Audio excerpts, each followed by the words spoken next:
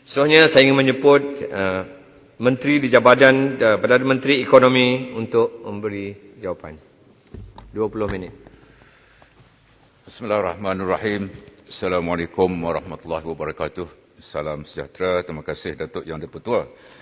Saya terlebih dahulu ucap terima kasih kepada 17 ahli yang berhormat yang telah menyertai perbahasan yang menyentuh kerja saya dalam kerajaan selaku Menteri Bertanggungjawab antara lain pada unit perancangan ekonomi. Isu-isu dibangkitkan yang saya akan jawab 5 semuanya. Yang pertama berkaitan kedudukan ekonomi negara. Yang kedua peruntukan perbelanjaan bagi projek pembangunan dan kerjasama alam swasta ataupun public-private partnership. Yang ketiga mengenai hal-hal pembangunan wilayah. Yang keempat isu kemiskinan. Akhir sekali isu felda. Datuk Yang Pertua, pertama kedudukan ekonomi negara. Banyakkan isu-isu akan dijawab oleh Yang Berhormat Menteri Kewangan. Sedia maklum 26 bulan Yang Berhormat Menteri Kewangan diberikan masa sekurang-kurang sejam untuk menjawab semua persoalan berkaitan dengan kewangan. Saya jawab 2 perkara saya, Datuk Yang Pertua, yang menyentuh tugas saya. Yang pertama ialah berkaitan dengan cadangan Yang Berhormat Pekan supaya disediakan pelan pemulihan ekonomi strategik bagi menggambarkan hal tujuan yang jelas bidang yang akan diberikan keutamaan. Jadi kita sedia maklum bahawa pandemik COVID-19 ini telah menjejaskan pertumbuhan ekonomi dan telah membawa banyak perubahan yang radikal pada lanskap ekonomi negara. Peningkatan kadar pengangguran di kalangan belia, industri pelancongan terjejas dengan teruk, ya. Peningkatan kebergantungan kepada perkhidmatan dalam talian termasuklah untuk perkhidmatan kerajaan. Ini antara perubahan-perubahan radikal yang berlaku dalam negara kita. Oleh itu, beberapa isu yang kita hadapi ini, jangka sederhana dan panjang, akan kita tangani dalam apabila dibentangkan rancangan Malaysia ke-12 dalam Dewan Yang Mulia ini awal tahun depan. Ya. Antara perkara yang akan kita menjawab pekan yang bertanya tentang pelan strategik. Antara isu yang akan dibangkitkan, yang akan diberi tumpuan ialah revolusi industri keempat, ekonomi digital, perusahaan kecil sederhana. Yang kedua, pembangunan inklusif, kemiskinan. Ya. Yang ketiga ialah ekonomi hijau. Ini antara perkara-perkara strategik yang diberi perhatian berdasarkan masalah yang kita hadapi hari ini. Yang Pekan juga membangkitkan tentang perkara connectivity, khususnya projek-projek besar, ya. Disebut tentang high speed rail, MRT, Gemas Double Tracking, Central Spine Road, Pan Borneo Highway, RTS dan LRT3. Benar, ya, projek-projek ini akan membantu untuk menghubungkan kawasan-kawasan dalam Malaysia. Connectivity ini penting dan dengan adanya connectivity tersebut, maka ini akan merangsang pertumbuhan ekonomi, insya-Allah akan memulihkan ekonomi negara kita dengan kita laksanakan projek-projek besar tersebut, meningkatkan pendapatan rakyat, beri peluang kepada rakyat untuk bekerja, memberi kesan pengganda ataupun multiplier effect yang besar kepada negara, dan seterusnya juga akan merangsang pertumbuhan sektor lain termasuklah hartanah dan juga pelancongan. Jadi Datuk yang kedua, seterusnya ada celahan, Menteri. Sila, Pasir Salak. Terima kasih Datuk Speaker. Yang berhormat, terima kasih. Apabila bercakap soal cadangan kerajaan nak melaksanakan projek yang disebutkan tadi, projek besar-besar belaka itu, dia melibatkan kewangan. Saya ingin bertanya, di mana dan bagaimana kerajaan nak mencari sumber kewangan yang begitu banyak bagi membiayai projek-projek tersebut? Kerana kita diberitahu bahawa kerajaan kekurangan duit. Keduanya, kalaulah dibuat secara PFI, saya juga diberitahu pihak kerajaan tidak begitu berminat dengan PFI. Kerana PFI ini juga akan membawa beban hutang kepada kerajaan yang bukan sedikit. Jadi kalau PFI pun tak boleh, sumber kewangan kita pun tak ada, apa kita nak buat? Nak membiayai bilion-bilion projek yang begitu besar tu? Saya setuju. Projek-projek ini merupakan pembangkit kepada pembangunan ekonomi. Ada multiplier effect atau kesan kebergandaan yang begitu penting. Tetapi soalnya kita tak maulah statement, kenyataan, retorik saja, tapi pelaksanaannya tidak dapat dilakukan. Dapat Yang Berhormat memberikan penjelasan bagaimana ianya akan dilaksanakan Terima kasih, Fazil Salak. kewangan. Sila Menteri. Terima kasih Datuk Yang Di-Pertua, terima kasih Yang Amat Fazil Salak. Saranan dikemukakan Yang Amat Pekan. Saya menjawab saranan Yang Amat Pekan. Antara yang disebut ialah Central Spine Road, umpamanya daripada Bentong sampai ke Kota Baru, Kelantan. Dan untuk makluman, projek ini insya-Allah akan kita sempurnakan dalam tempoh rancangan Malaysia ke-12 sampai 2025. Jadi inilah memang lama dah diidamkan oleh orang Kelantan, orang Pahang. Gemas double tracking 10 bilion umpamanya dalam pelaksanaan akan siap 2023. Inilah antara projek yang disebut. Pen Borneo Highway dalam pelaksanaan insya-Allah sebagian besar akan disiapkan menjelang 2025, 2024 di Sabah, insya-Allah 2022 di Sarawak. Ini semua jadi soalan pertama Yang Amat ialah dari mana wang? Yang pertama sudah pasti daripada pinjaman, kita sudah maklum kerana pinjaman ini akan menjana pulangan dan bolehkan kerajaan membayar. Kerana ini projek-projek yang penting untuk membuka negara kita bagi pembangunan ekonomi. Jadi itu jawapan kepada soalan pertama. Dari mana? Jadi sebagian besarnya daripada pinjaman. Yang kedua berkaitan PFI. Untuk melalui Yang Amat Salak, kerajaan hari ini sedang mengkaji semula projek-projek PFI. Sebelum ini banyak projek sudah pun disiapkan, ada yang dalam pembinaan. Ini adalah satu kaedah yang digunakan oleh kerajaan dah lama dah lebih 10 tahun untuk membiayai projek-projek melalui usaha swasta dengan pihak kerajaan, termasuklah pembinaan jalan ada, bangunan ada, UiTM ada, hospital ada. Jadi PFI ini akan kita kaji semula kaedahnya. Itulah dua jawapan ringkas pada soalan Yang Amat Salak. Terima kasih Yang Amat.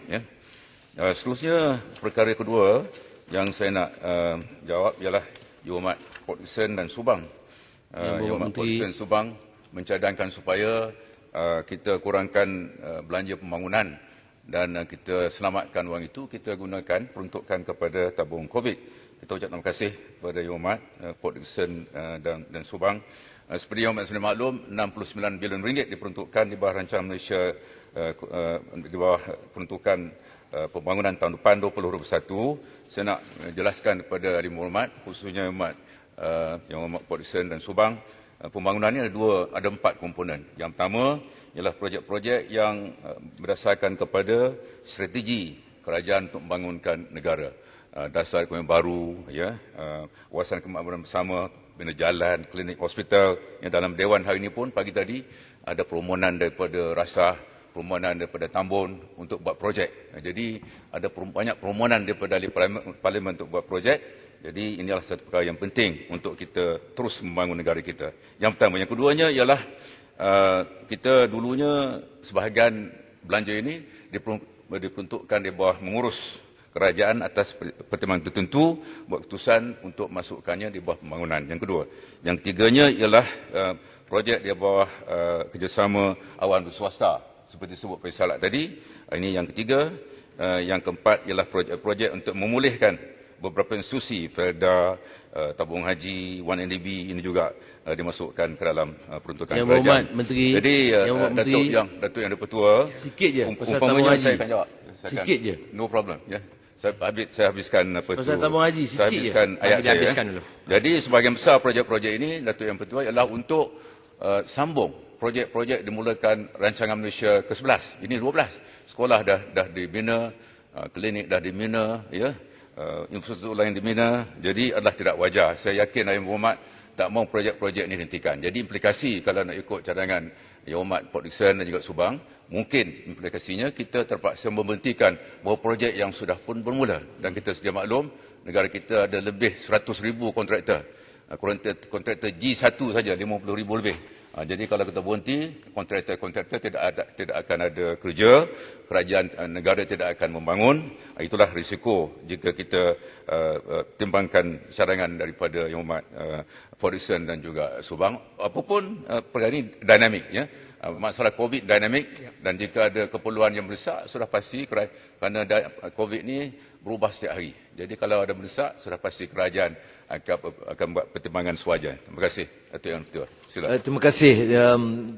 Yang Bapak Menteri memberi penjelasan tentang pemindahan yang lazimnya di bawah pengurusan kepada pembangunan atas sebab-sebab tertentu. Apa sebabnya?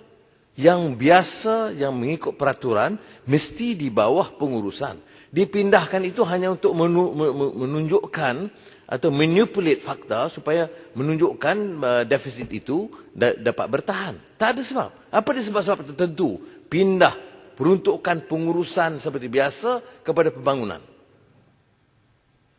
Terima kasih, Pak Dixon. Dua jawapan ringkas lah. Masa tak ada. Lepas ni, siapa tanya ni? Baling tadi. Terima kasih baling. Ya. Lepas Pak Dixon baling. Yang pertamanya, amalan ini dimulakan tahun 2019. Ya. Saya tak mau salah siapalah. Ya, yang pertama. Yang keduanya, difikirkan bahawa ada setengah-setengah belanjaan itu mungkin 50-50. Ada unsur elemen-elemen pengurusan, ada elemen-elemen pembangunan, umpamanya menyenggara jalan raya. Ada yang dulunya diletakkan di bawah pengurusan, menyenggara jalan raya. Tapi ada berpendapat menyenggara jalan raya itu penting, macam buat jalan raya baru. Maka pendapat itu menyatakan bahawa menyenggara jalan raya harus dijadikan sebagai pembangunan. Itu jawapan ringkas pada Pak Hussein. Saya tak ada masa panjang. Tapi saya tak mahu salah siapa, tapi amalan ini bermula pada 2019. Sila baling. Sila. Terima kasih Datuk Yang Betul, Datuk Menteri. Saya nak tanya berkaitan soalan saya ataupun masa saya bahas, saya ada sentuh berkaitan dengan penjualan tanah di Sarawak ni lebih 76% ladang-ladang milik tabung haji plantation yang akan dijual kepada syarikat Tamako. Dah 2 sesi ni saya bawa. Isu dia sekarang, apakah tindakan dan sudahkah ianya perancangan penjualan itu dibatalkan ataupun sudahkah ia di-revalue balik dengan harga terbaru? Apatah lagi hari ini kita punya kelapa sawit 1 tan pun RM3,300 dah naik dah, harga mendadak, dan tambah pula Pen Borneo Highway dah sampai ke tanah tersebut, tambah pula pusat bandaraya Jakarta, ibu kota Indonesia akan dipindah ke Kalimantan, bermakna dekat, hanya 35 minit daripada tanah kita kalau kita buat jambatan. Ini semua akan menguntungkan tabung haji.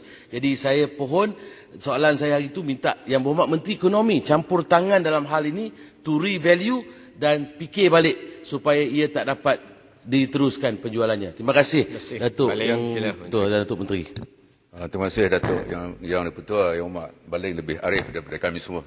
Lebih arif daripada saya tentang hal ini. Ringkasnya, perkara ini sudah lama berlarutan dan kita masih lagi berbincang dengan pengurusan tabung haji dan juga THP, isu Tamako ini, dan kita bercadanglah untuk menggunakan beberapa syarat, termasuklah syarat supaya ada penyertaan 30% lebih putera dalam syarikat yang berhasrat untuk membeli ladang kelapa sawit yang dimaksudkan di Baling. Terima kasih Yang Hormat Datuk Yang Dipertua. Saya teruskan dengan jawapan saya kepada Yang Hormat Langkawi, Jorlon dan juga Pasir Gudang. Yang Hormat Langkawi, Jorlon, Pasir Gudang bertanya tentang projek khas dalam muka surat 105. Buku ini ada 105, satu butiran, ya, menyatakan bahawa 1 bilion diperuntukkan tahun depan untuk projek khas. Ya. Sebagai makluman, ini adalah satu perkara yang kerajaan mendapati penting kerana kadang-kadang ada hal-hal yang timbul, ya, dengan tiba-tiba lah, ya, kita banjir itu memang satu masalah yang melanda kita. Umpamanya kadang-kadang kita dapati bahawa ada sekolah dibina luluskan dengan peruntukan, tapi jalan tidak ada, umpamanya. Dan berlaku Yang Hormat Port Dickson dan lain-lain lah. Ya. Jadi oleh demikian, dengan adanya peruntukan ini, membolehkan kerajaan sedikit flexibility. Projek disiapkan tetapi ada the last mile, ya, connectivity yang oleh sebab-sebab yang sukar untuk kita fahami, kadang-kadang tidak disediakan peruntukan secukupnya, maka itulah antara perkara yang akan digunakan di bawah tajuk ini. Apapun peraturan-peraturan biasa akan dikenakan, mana ada due diligence, ada kajian projek yang bukan maknanya akan datang daripada langit, akan dilaksanakan, ya. Pertimbangan teliti akan diambil atau akan dibuat sebelum, ya, projek-projek ini dilaksanakan. Seterusnya Yang Hormat Kubang Pasu bertanya tentang projek PPP yang ada dalam muka surat 107 buku belanjawan ini, anggaran perbelanjaan. Untuk makluman Ahli Yang Berhormat Kubang Pasu, tidak ada baru, ya, tahun ini belum ada, tahun depan pun belum ada baru lagi.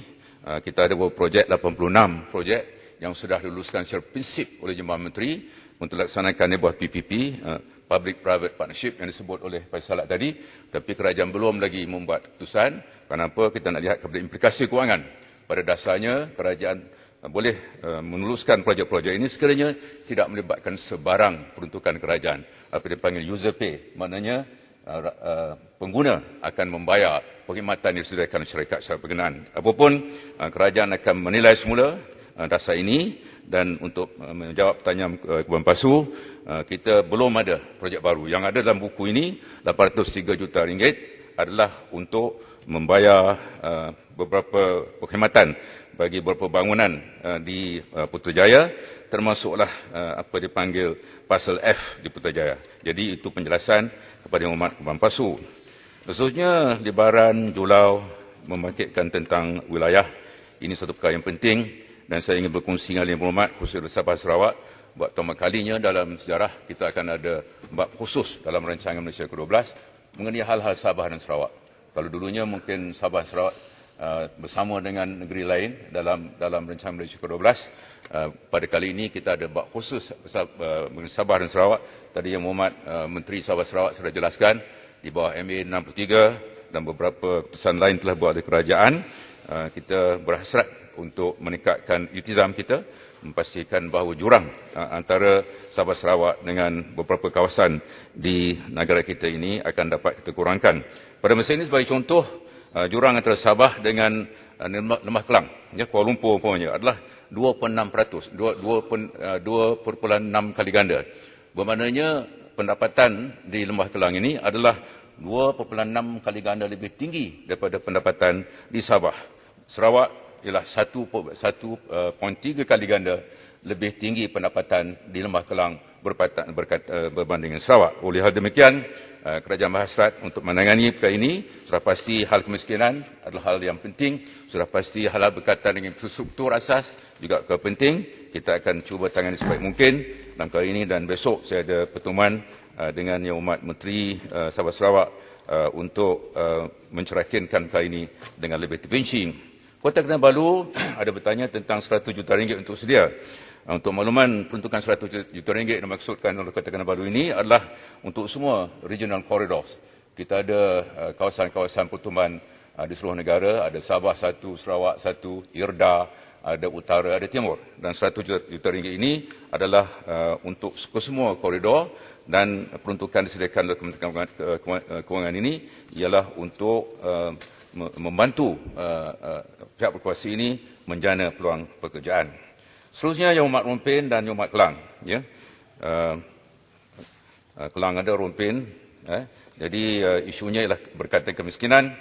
Rompin bertanya tentang macam mana nak pastikan kadar kemiskinan boleh kita kurangkan. Kelang tanya sama ada kita nak kaji paras kemiskinan ni oleh kerana ramai rakyat terjejas dengan COVID-19. Untuk makluman Yang Hormat, Bank Dunia telah membuat anggaran bahawa COVID ini telah menyebabkan kira-kira 88 hingga 115 juta seluruh dunia akan terjejas menjadi miskin tegar akibat daripada masalah ini. Dan negara kita, pihak UNICEF telah menyediakan kajian. Antara penemuannya ialah didapati bahawa mereka yang tinggal di rumah PPR, dibuat kajian melibatkan 800 ketua isu rumah di Kuala Lumpur ini, didapati bahawa mereka adalah vulnerable, maknanya mereka boleh menjadi miskin, dan sebahagian mereka sudah berjatuh miskin, sebahagian mereka tidak ada kerja.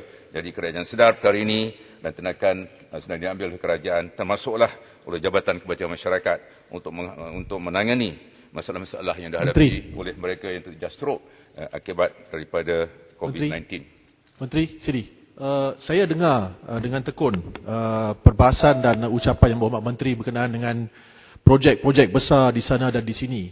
Persoalan saya adalah, bolehkah kita hentikan projek-projek itu, gunakan dana yang ada dan salurkan kepada golongan yang memerlukannya? Saya beri kesimpulan, umpamanya pekerja-pekerja Malindo, pengusaha-pengusaha bas, projek-projek mega besar ini kita hentikan sementara. Wang yang ada itu kita salurkan kepada golongan-golongan ini supaya mereka kita dapat selamatkan. Banyak lagi yang sudah menjadi miskin tegar, pemandu-pemandu bas, pekerja-pekerja juruterbang dan sebagainya. So ini adalah perkara yang saya tidak diberi peluang untuk bahaskan, tapi bolehkah kita hentikan sebagai seorang menteri yang berkuasa, kita hentikan projek-projek besar ini, gunakan wang yang ada untuk cuba kita bantu golongan sasaran yang terkesan akibat COVID-19. Ini adalah perkara yang saya minta penjelasan. Kalau boleh kita put on hold mega projects. Help those who need money first. Terima kasih Jalutong. Baik. Saya bagi peluang kepada Wang Semaju Wang dua Semaju sekali. sila. Ya. Lepas tu Dua sekali rumuskan. saya gulung. Ya. Baik. Sila Wang Semaju. Ya, saya telah membangkitkan masalah SOP yang telah yang sedia ada itu, iaitu semua aktiviti ekonomi ya ditamatkan pada pukul 10 malam. Ya, akibatnya semua ekonomi malam ataupun the night economy telah dimusnahkan dan kehidupan beribu-ribu pekerja dan peniaga seperti mereka yang kerja di pasar larut malam, pub, restoran dan sebagainya, kehidupan mereka telah terjejas dan ramai yang telah kehilangan pekerjaan mereka. Apakah rasional yang tidak membenarkan aktiviti ekonomi diteruskan selepas waktu pukul 10 malam? Ya, adakah wabak COVID-19 menjadi aktif hanya lepas pukul 10 malam? Ya, adakah KMKN mempertimbangkan SOP ini?